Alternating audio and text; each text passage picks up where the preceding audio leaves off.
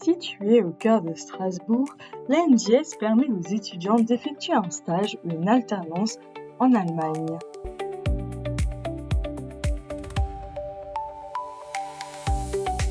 Donc, je m'appelle Axel Bierling, je suis étudiant en FIPA, donc formation ingénieur par apprentissage à l'ANJS, et j'ai 23 ans.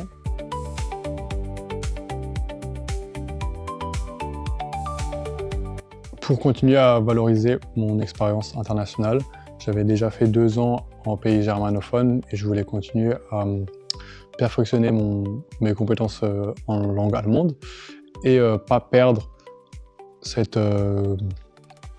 la valeur de mon BUT. J'avais peur qu'en faisant uniquement une alternance en France, la plus-value de mon BUT trinational soit un petit peu noyée dans le parcours classique de la formation ingénieur par apprentissage, alors que là, en valorisant mon expérience transfrontalière et trinationale avant cela,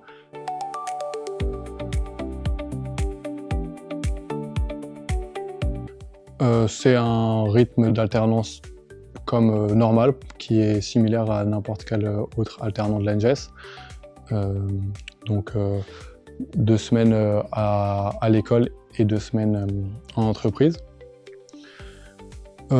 Pour les 2 semaines en entreprise, j'ai un logement sur place parce que c'est à 2 heures d'ici, comme bon nombre de mes camarades de la promo. Et à part ça, j'ai 40 heures de travail par semaine quand je suis en entreprise, donc ça fait des journées assez complètes.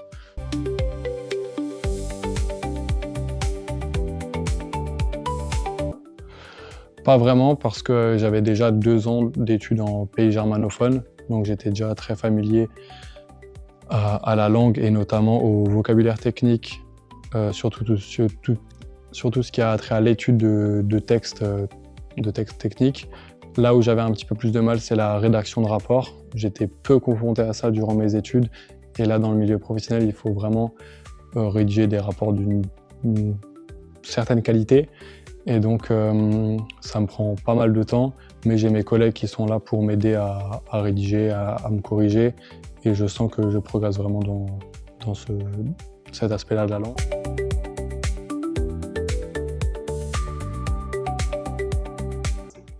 De ne pas hésiter, déjà sur un premier temps, si tu as vraiment envie de